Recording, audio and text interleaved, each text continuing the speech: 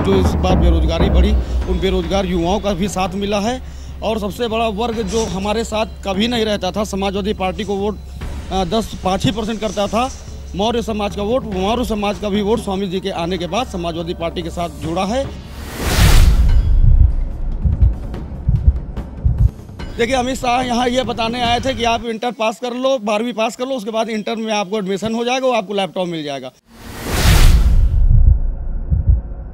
आयुष्मान योजना का इतना बढ़ चढ़ करके प्रचार किया। आज रायबरेली में मैं आपसे दावे के साथ कहता हूं कि एक भी हॉस्पिटल नहीं है जहां आयुष्मान योजना के अंतर्गत उनका इलाज किया जा रहा हो।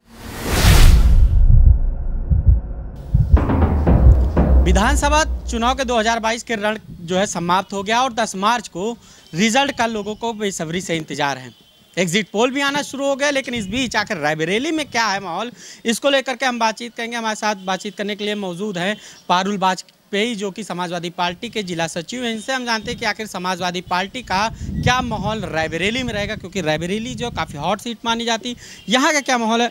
देखा जाए तो रायबरेली में क्या माहौल रहेगा इस विधानसभा चुनाव में। केशव जी, रायबरेली में इस बार का जो समीकरण बैठा है वो पिछले 5 सालों में भारतीय जनता पार्टी ने जो कार्य किए हैं उनके हिसाब से जो साढ़ किसानों को परेशान किए हैं, उससे किसान बहुत परेशान था। व्यापारियों का जो व्यापार बंद था कोरोना के नाम पे, कह लीजिए जिसके नाम पे, व्यापारी वर्ग बहुत परेशान था। छात्रों को मिलने वाली सुविधाएं नहीं मिल पा रही थी। अखिलेश यादव जी ने जो हमारे जो 108 के एम्बुलेंस, 102 एम्बुलेंस और 100 डायल की सुविधा दी थी, उसमें भी कमी होने के कारण जो बीमार वर्ग था उसको जो सुविधा नहीं मिल पाई। इन सब चीज़ों का लाभ हमें समाजवादी पार्टी को मिला है। आदरणीय अखिलेश यादव जी की छवि और उनकी भाषा का भी वोट समाजवादी पार्टी को मिला है। और जो उनकी घोषणा थी कि पेंशन योजना हम बहाल करेंगे, उसका भी हमको वोट मिला है। हमें शिक्षक वर्ग का भी वोट मिला है। हमको जो है जो इस बार बेरोजगारी बढ़ी, उन बेरोजगार युवाओं का भी साथ मिला है। और सबसे बड़ा वर्ग जो हमारे साथ कभी नहीं रहता था, समाजवादी पार्टी को वोट 5% करता था, मौर्य समाज का वोट, मौर्य समाज का भी वोट स्वामी जी के आने के बाद समाजवादी पार्टी के साथ जुड़ा है। इस बार हमें पटेल ने भी वोट दिया है। इस बार ब्राह्मणों ने भी बढ़ चढ़ करके हिस्सा लिया है राजनीति में और उन्होंने भी वोट करने काम किया है। और 6 की 6 सीटें मैं दावे के साथ कहूँगा कि इन समीकरणों के बाद 6 की 6 सीट हम समाजवादी पार्टी की रायबरेली में जीतने जा रहे हैं।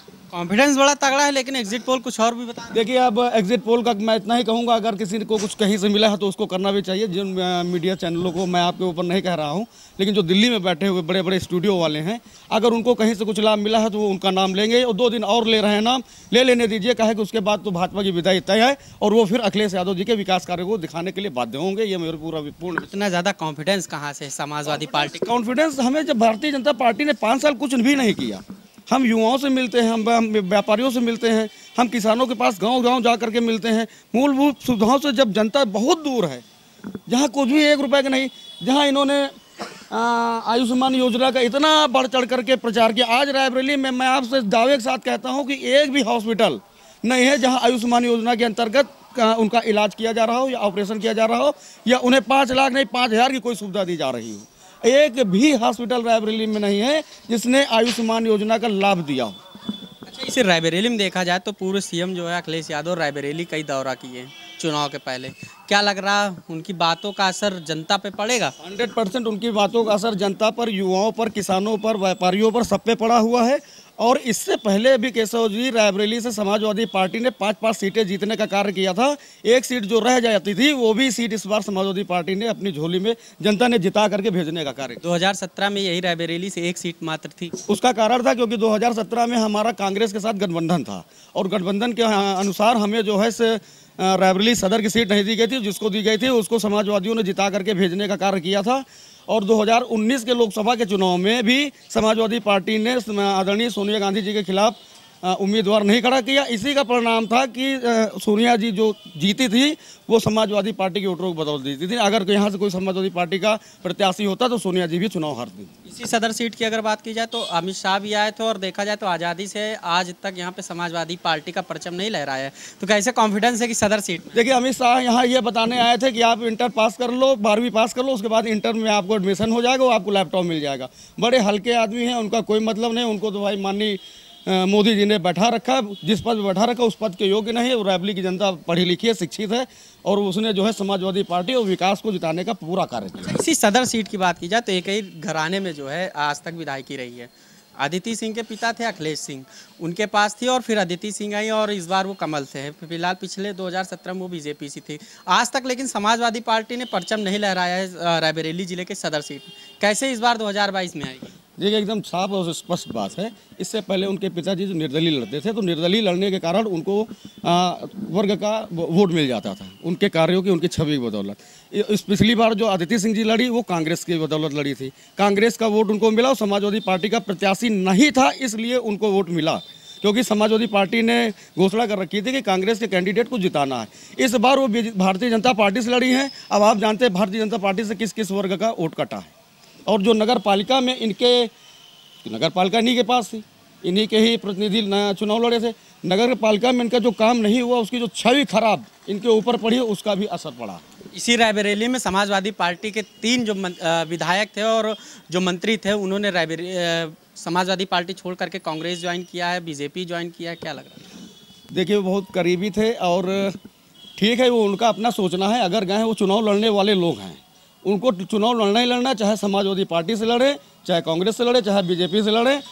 और वो गए हैं, वो समाजवादी होते तो शायद ना जाते। क्या लग रहा कि चाहे वो बछरावा से रामलाल अकेला रहे हो या पंजाबी सिंह रहे हो हरचंदपुर से या आशा किशोर सलवन से, ये समाजवादी पार्टी के नहीं थे? क्योंकि देखा जाए समाजवादी पार्टी से ही विधायक हुए थे। नहीं, समाजवादी पार्टी से हमारे सीनियर हैं, इस विषय में हम ज़्यादा नहीं कहेंगे आपसे। लेकिन ये है कि अगर वो समाजवादी होते तो पार्टी छोड़ के ना जाते, और कहीं ना कहीं सरकार बनने के बाद इन लोगों को आदरणीय राष्ट्रीय अध्यक्ष जी अच्छी जगह कहीं ना कहीं भेजने का काम करते हैं। क्या लग रहा है, कमजोर नहीं हो गई रायबरेली? इससे कमजोर नहीं, इस बार जनता ने चुनाव लड़ाया है, कार्यकर्ताओं ने चुनाव लड़ाया है।